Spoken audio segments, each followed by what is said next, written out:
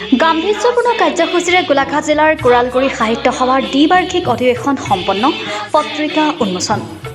গোলাঘাট জিলাৰ অগ্ৰণী অনুষ্ঠান কোৰালগুৰি শতদল শাখা সাহিত্য সভাৰ দ্বিবাৰ্ষিক পূৰ্ণাংগ অধিৱেশনখনি দুদিনীয়া গাম্ভীৰ্যপূৰ্ণ কাৰ্যসূচীৰে আজি সফল সামৰণি পৰে। আজি অনুষ্ঠিত মুকলি সভা শুভ উদ্বোধন কৰে বিশিষ্ট সাংবাদিক অসম সাহিত্য সভাৰ কেন্দ্ৰীয় বিষয়ববীয়া দিগন্ত কুমাৰ ভূঞাই। শিঙৰিজান সাংস্কৃতিক ভৱনত শাখাৰ নৱনিৰ্বাচিত সভাপতি যজ্ঞেশ্বৰ শইকীয়াৰ সভাপতিত্বত অনুষ্ঠিত হোৱা সভাত শাখাৰ বিদায়ী সভাপতি বীণা দত্তই নৱনিৰ্বাচিত সভাপতি যজ্ঞেশ্বৰ শৰ্মাক আনুষ্ঠানিকভাৱে শাখাৰ সভাপতিৰ দায়িত্ব অৰ্পণ কৰে।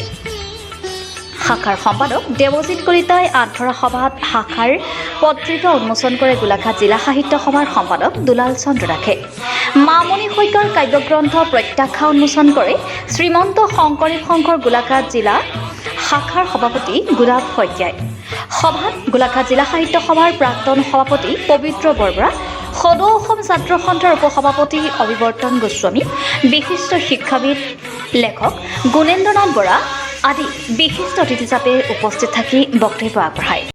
মানে কোৰালগুৰি শতদল শাখা সাহিত্য সভাখন 1959 চনতে প্ৰতিষ্ঠা হৈছিল আৰু সেই ইতিমধ্যে 66টা বছৰ অতিক্ৰম কৰি গৈছে।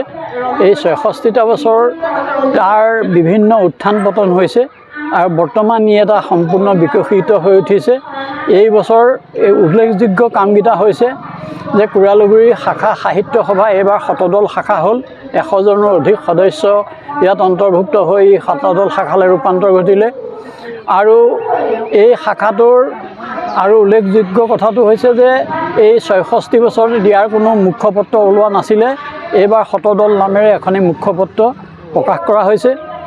আৰু তাৰোপৰি এই শাখাটোৰ পৰা এটি পৰিয়াল শহীদ পৰিয়াল হিচাপে অসম সাহিত্য সভাই ঘোষণা কৰিছে। আৰু কোৰালগুৰি শাখা সাহিত্য সভাৰ পৰা এগৰাকী বিশিষ্ট সভ্য অসম সাহিত্য সভাৰ কাৰ্যনিৰ্বাহকৰ সদস্য হৈছে। গতিকে কোৰালগুৰি সাহিত্য সভা বৰ্তমান এটা স্বৰ্ণময় পথত আগবাঢ়িছে। আশা কৰিছোঁ পৰৱৰ্তী কালত কোৰালগুৰি সাহিত্য সভাই 200ৰো অধিক সদস্য অন্তৰ্ভুক্ত কৰি অসম সাহিত্য সভাক সবল আৰু সুস্থ আৰু সবল কৰি তোলাত বিশিষ্ট অৰিহণা যোগাব মই কৰিছোঁ। আৰু কোৰালগুৰি শতদল শাখা সাহিত্য সভাৰ উত্তৰোত্তৰ উন্নতি কামনা কৰিছোঁ আৰু যাতে এই অনুষ্ঠান আৰু বৰ্ণাঢ্য কৰি তুলিব পাৰি তাৰ কাৰণে মই সকলোকে আহ্বান জনাইছোঁ। চিৰচেনেহী মোৰ ভাষাজননী। সভাত জিলা সাহিত্য সভাৰ সাংগঠনিক সম্পাদকদ্বয় চন্দ্ৰজিৎ গগৈ, চন্দন কৰ্মকাৰ, সাংবাদিক অৰুণ বিকাশ বৰুৱা, সাংবাদিক বিদ্যান বৰদলৈ, আদিত্য সুন্দৰ শৰ্মা ঠাকুৰ আদি বিশিষ্ট অতিথি হিচাপে উপস্থিত থাকে।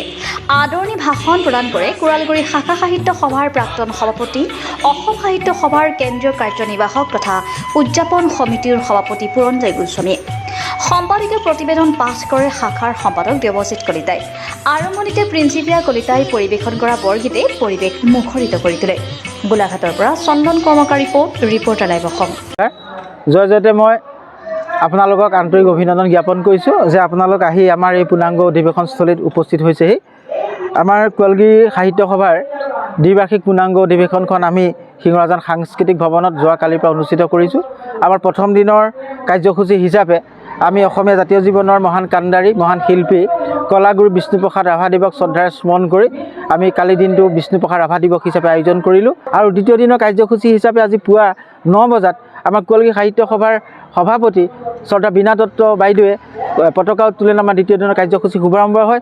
তাৰ পাছতে অসম সাহিত্য সভাৰ কেন্দ্ৰীয় কাৰ্যনিৰ্বাহক সদস্য হিচাপে মনোনীত হোৱা কোৰালগুৰি সাহিত্য সভাৰ প্ৰাক্তন সভাপতি পুৰঞ্জয় গোস্বামী ডাঙৰীয়াই শ্বহীদ তৰ্পণ কৰে।